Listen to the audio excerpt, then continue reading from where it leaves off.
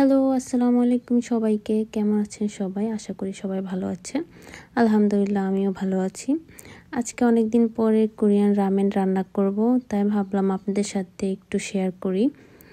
তো চলেন আপনাদের সাথে একটু শেয়ার করে আশা করি আপনাদের ভালো লাগবে। এই রামেনটা আজকে রান্না করে দেখাবো, স্পাইসি অনেক। এখানে আমি আগে চুলার উপর একটা প্যান বসাই নিলাম। প্যানের মধ্যে আমি পরিমাণ মতো পানি দিয়ে দিব।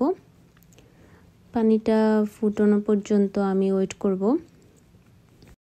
এই তো আমি চুলাটা জ্বালিয়ে দিলাম। এখন পানি ফুটানো পর্যন্ত ওয়েট করব 5 মিনিট। এখন আপনাদেরকে দেখাবো যে রামেনের ভিতরে কি কি উপকরণ থাকে। এই রামেনটার নাম হচ্ছে বুলডাক। বুলডাক রামেনটা আসলে হালাল, এটা খাওয়া যায়। অনেক রামেন আছে যে ওইগুলো খাওয়া যায় না, শুকরের মাংস দেওয়া থাকে, তার জন্য খাওয়া যায় না। এই রামেনটা হালাল, তো আপনারা এটা খেতে পারেন। এই তো আমার পানিটা ফুটে গেছে, এখন আমি নুডলসটা দিয়ে দিব। এই তো এখন ওয়েট করব সিদ্ধ হওয়া পর্যন্ত। এই তো নুডলসটা হয়ে গেল। এখন এটাকে ভালো মতো নেড়ে তারপরে প্যানের থেকে নামিয়ে একটা ছাঁকনি দিয়ে ছেঁকে নিব।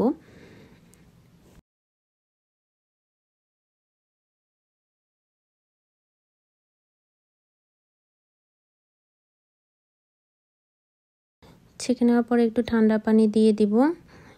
তারপরে আমি এখন এটাকে রেডি করব। এই তো এটা হচ্ছে রামেনের সাথে সস, অনেক স্পাইসি হয় এটা, তাই আমি এটা পুরোটা দিব না, অল্প একটুই দিব। বেশি দিলে আসলে যারা অনেক বেশি ঝাল পছন্দ করে তারা পুরোটা দিতে পারে। তাও আমার মনে হয় কি, যারা অনেক বেশিও ঝাল পছন্দ করে তাও পুরোটা না দেওয়াই ভালো, কারণ খাওয়া যায় না অনেক ঝাল। এটা হচ্ছে একটু তিল দিয়ে, তারপরে ব্ল্যাক পেপার মেবি এটা সাথে দিয়েছে, বলতে পারবো না। এখন এটাকে ভালো মতো একটু লেড়ে ছেড়ে নিব। সো ইয়াম্মি, দেখতে অনেক মজাদার মনে হচ্ছে। দেখে মুখে পানি চলে আসতেছে। আর রামেনটা সো স্পাইসি, আসলে খাওয়া যায় না। আমি তো সসটা পুরোটাই দিই নাই, তারপরেও এখানে আমি কিছু তিল আবার এক্সট্রা দিয়ে দিচ্ছি উপর দিয়ে, দেখতে ভালো লাগবে। সো আমার রামেন বানানো শেষ, এখন টেস্ট করার পালা। আসলে মিথ্যা বলবো না, আসলে অনেক স্পাইসি, এমনকি অনেক টেস্টি, অনেক মজাদার। আপনারা চাইলে ট্রাই করতে পারেন। আর আজকের ভিডিওটা এই পর্যন্ত। আল্লাহ হাফেজ।